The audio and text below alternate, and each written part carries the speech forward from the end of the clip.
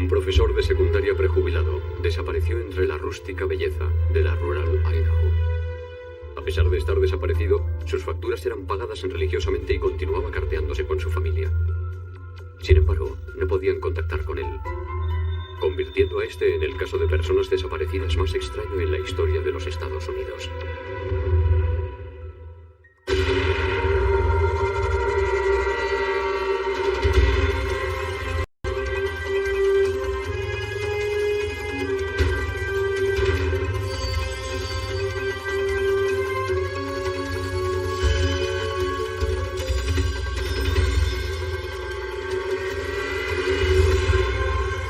Crímenes imperfectos.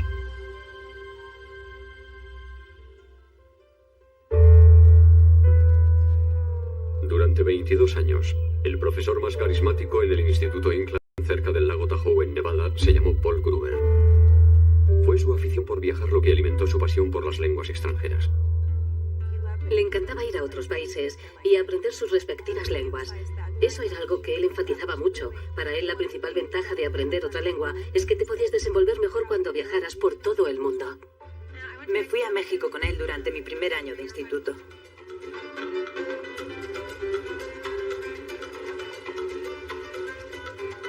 Lo pasamos bien, salíamos a bailar y a hacer todo tipo de cosas desinhibidos.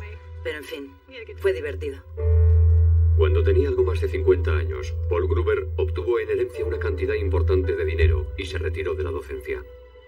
Se trasladó a Sandpoint, Idaho, donde compró una casa a orillas del lago Muscat. Le gustaba esa vida tranquila. Cuando vi Sandpoint fue cuando entendí el porqué. Era la misma atmósfera que en el lago Tahoe. Poco después de las Navidades de 1993, Paul le envió a su nieto de 3 años una tarjeta de cumpleaños, como era costumbre en él. Sin embargo, su hija notó enseguida que esa carta era diferente de las anteriores.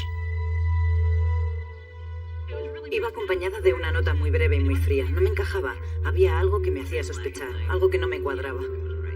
Así que saqué las anteriores felicitaciones de cumpleaños y empecé a comparar su letra. La firma no se parecía a la suya. Shelley le dejó unos mensajes en el contestador telefónico de su casa en Idaho. A su sorpresa, él no le devolvió la llamada. Entonces Shelley llamó al departamento de policía local pidiéndoles que comprobaran si su padre se encontraba bien. Los detectives no encontraron a nadie en casa y no había ningún acceso forzado. Finalmente se dieron cuenta de que dentro todo había desaparecido. No había quedado ninguno de sus enseres personales, ni ropa, ni cepillo de dientes, cepillo del pelo, nada, totalmente vacía. Como si... Sí que objetos de valor como la televisión ya no estaban ahí. Shelley decidió tender una trampa.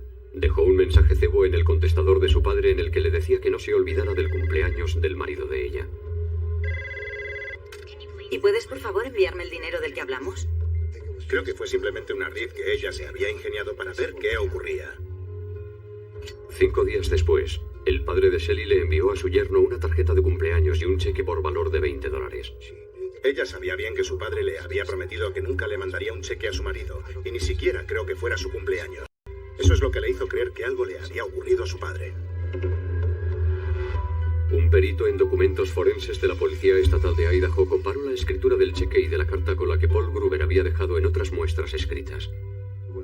Cuando nos enviaron los resultados del estudio grafológico, el experto intuyó que era la letra de Gruber. La familia de Paul, sin embargo, no daba crédito. A mí no me parecía su firma. Mi marido estaba también de acuerdo conmigo en eso.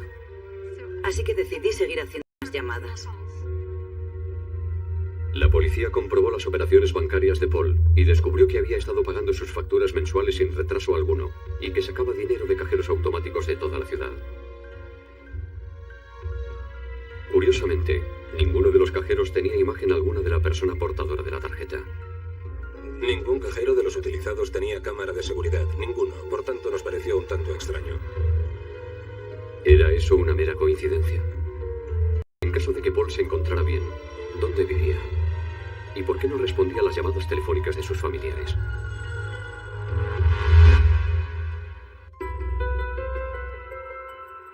Shelley Kipley estaba convencida de que algo siniestro le había ocurrido a su padre Paul Gruber. En una corazonada, Shelley llamó a la oficina de correos de Sandpoint en Idaho y les preguntó quién venía a recoger la correspondencia de su padre en su buzón postal. Una cámara de seguridad casualidad proporcionó parte de la respuesta. Por desgracia, alguien le daría un golpe y la ladeó. Lo único que pudimos ver fue la silueta de una persona entrando a su buzón de correos. La silueta no era la de Paul Gruber.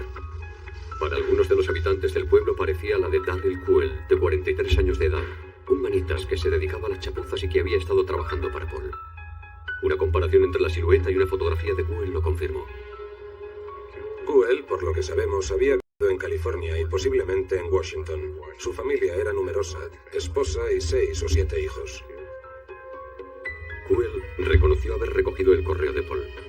Dijo que él se lo pidió antes de marcharse de viaje a Canadá. Los investigadores le enseñaron a Kuhl una fotografía de Paul Gruber y ver qué había visto. Alguien quería hacerse pasar por Paul Gruber ante Darryl Kuhl y contrató a este último para que se encargara de todo. Así que le pedimos si nos podía ayudar a realizar un boceto, un retrato robot de la persona. ¿Qué lado de la cara de esa persona vio usted con más detenimiento? Los investigadores anotaron la descripción de Kuhl e introdujeron esa información en un programa informático llamado Boceto por ordenador. Fui introduciendo las respuestas que daba a cada pregunta, y entonces el ordenador, con dichas respuestas, generó el retrato robot. Entonces Kuhl aportó más información a partir de esa primera imagen para conseguir un parecido más exacto. Supongamos que quería cambiar una parte del rostro, por ejemplo la nariz, pues simplemente la seleccionaba y la modificaba. Y si los ojos no encajaban con esa nariz, volvía a hacer lo mismo. Nos llevó a concluir el retrato robot 1 hora o 2. Una vez terminado, la policía envió el retrato robot a los medios de comunicación esperando encontrar al hombre que había usurpado la identidad de Gruber. Sin embargo, nadie se puso en contacto.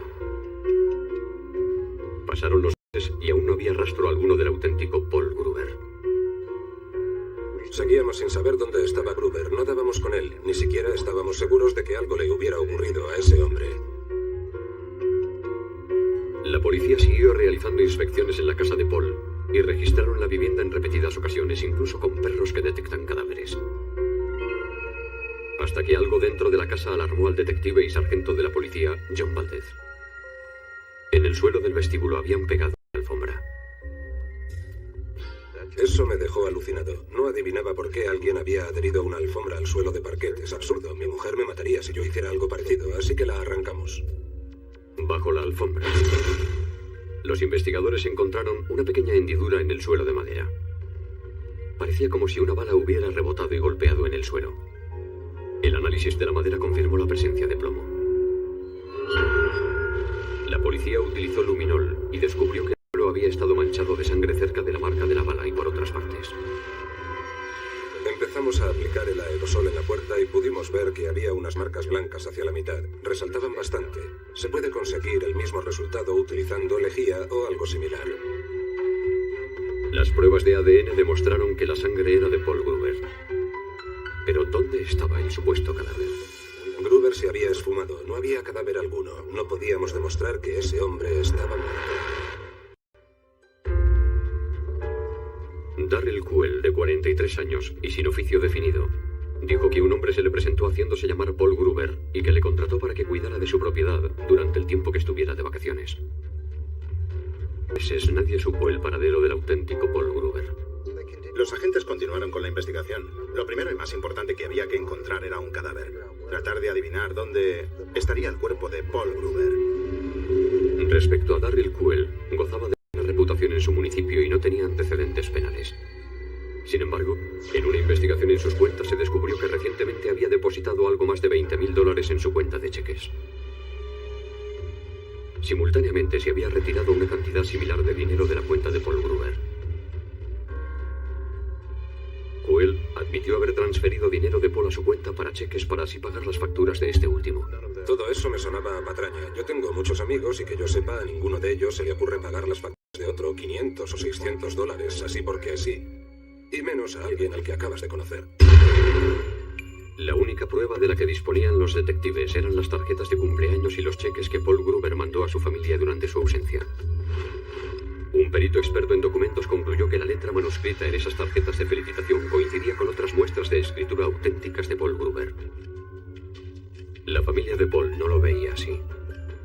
Estaba convencida de que no era su letra. Es duro oírle a un experto que sí era su letra y tú estás segura de que no. Así que las pruebas fueron enviadas a un segundo experto en grafología para que diera su opinión al respecto. Una vez que hube estudiado su firma, que hube analizado sus rasgos particulares, eché mano de parte del material en cuestión, lo miré detenidamente y me di cuenta al instante de que era una imitación y, por tanto, un documento falsificado. Lo que más le llamó la atención durante su análisis exhaustivo fue la forma de la letra P. Paul Gruber siempre la escribía grande y redondeada, mientras que los documentos sospechosos era una P diferente. Los círculos no eran regulares, o bien ni siquiera eran tal, o bien tenían forma ovalada. Flaubert también se dio cuenta de que Paul Gruber escribía la M y la N mucho más diferentes en esos cheques dudosos. Llegó a la conclusión de que Paul Gruber no había escrito dichos documentos. Las firmas eran muy similares a las de la víctima. Supongo que el individuo en cuestión puso especial empeño en duplicarlas una y otra vez. Su fallo, sin embargo, fue que no se esmeró tanto en redactar las tarjetas de felicitación y en escribir las señas. A continuación, Flaubert analizó la caligrafía de Darryl Kuel para comprobar si su letra era la de los cheques y la de las tarjetas de cumpleaños. Se percató de que Kuel realizaba el mismo abombamiento en las P's y en otras letras también en mayúsculas. Además, Kuel escribía las F's prácticamente idénticas a las de los documentos sospechosos. Por mucho que uno se dedique a intentarlo, es muy difícil imitar la escritura de otra persona. Pude deducir que el señor Kuel era el responsable de los cheques falsos. Los investigadores registraron el domicilio de Darryl Kuel y encontraron una prueba acusatoria. Había una puerta falsa en la parte superior, tras la cual encontramos ropa militar oscura y de camuflaje, estrellas ninja, una katana, ya saben, ese tipo de espada japonesa, etc. Eso no pegaba mucho con Darryl Kuel, un hombre hogareño, padre de familia, mormón y todo lo que esto último implica. También hallaron generadores de electricidad, muebles e incluso una lancha. Todo fue identificado como perteneciente a Paul Gruber. Allí había también una maleta pequeña, un maletín, que contenía la ropa con la que asistía a los oficios dominicales y un enorme cuchillo de carnicero. Eso nos resultó bastante extraño. Y para rematar, entre medias de todo ello, encontramos una de las facturas de la luz de Paul Gruber. Pero lo más sospechoso fue una pistola del calibre 22 con un silenciador casero. Los silenciadores son ilegales en Estados Unidos porque pueden alterar las pruebas balísticas. Las marcas diminutas que deja el cañón sobre la bala pueden ser eliminadas por un silenciador mal alineado. Es bastante difícil, si no imposible, analizar las muescas que deja el cañón en la bala si el arma en cuestión tiene acoplado un silenciador. Pero los detectives aún no habían localizado el cadáver de Paul Gruber.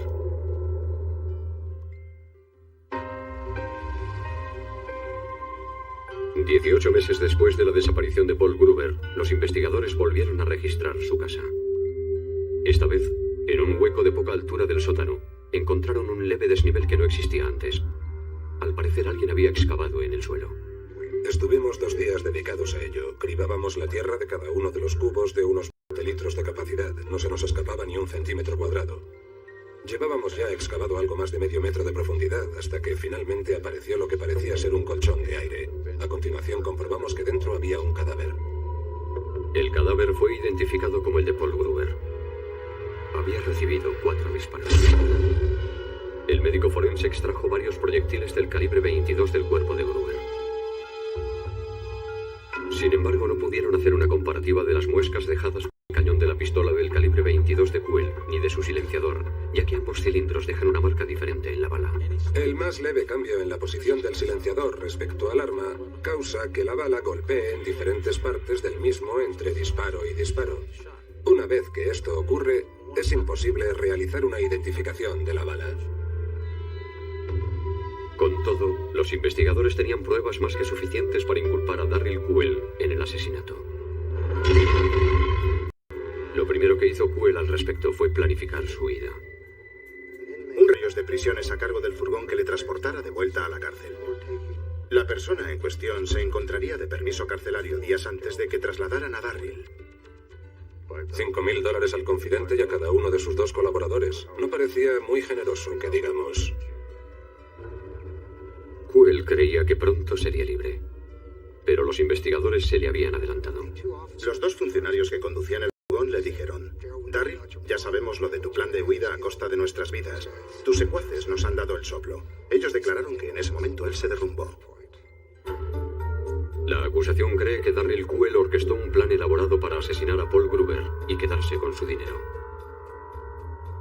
Esto fue un crimen motivado por la avaricia. Paul Gruber poseía bienes que Darryl Kuel ansiaba.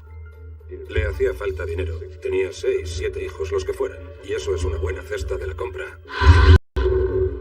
Al parecer, Paul Gruber había contratado a Darryl Kuel para el mantenimiento de la casa y este último no tardó en ganarse su confianza.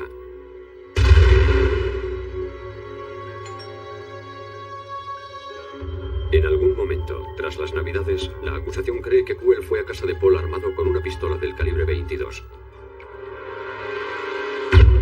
Y le asestó 4 disparos. Falló uno de ellos. La bala rebotó en el suelo dejando una hendidura en el parque.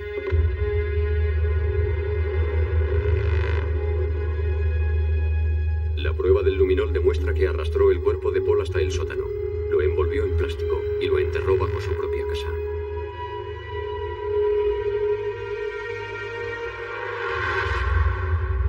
Kuel limpió la sangre del suelo y pegó una alfombra encima de la hendidura que había dejado la bala rebotada.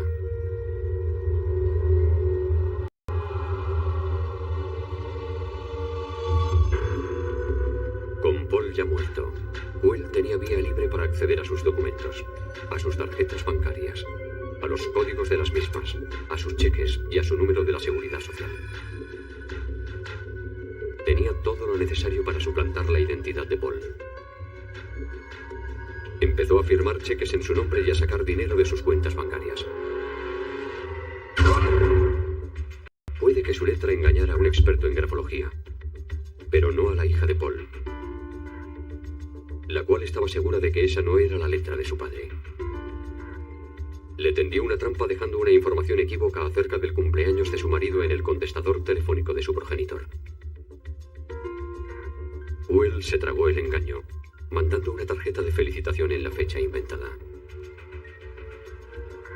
Fue un homicidio con robo.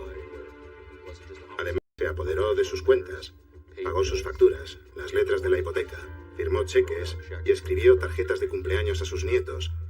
Trató de hacer creer que la víctima seguía viva, para así seguir sacándole más dinero.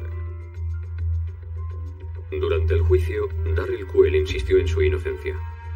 Negó haber falsificado la firma de Paul en los cheques y haber enviado las tarjetas de felicitación a sus familiares. Alegó como prueba los resultados del estudio realizado por el primero de los 2 expertos en grafología. ¿Y entonces qué hizo la acusación? Pidió a los investigadores que arrancaran el sello de una de las cartas, que habría sido pegado con saliva. El ADN correspondía al de Darryl Kuel. En el estado de Idaho viven aproximadamente 1 millón de personas. Disponiendo del ADN de una de ellas e imaginando que todas ellas estuvieran en una sola habitación, con esa información al final daríamos con dicha persona. Me sentí muy contento al saber que yo no iba a ser el único que testificara identificándolo como el autor de todo.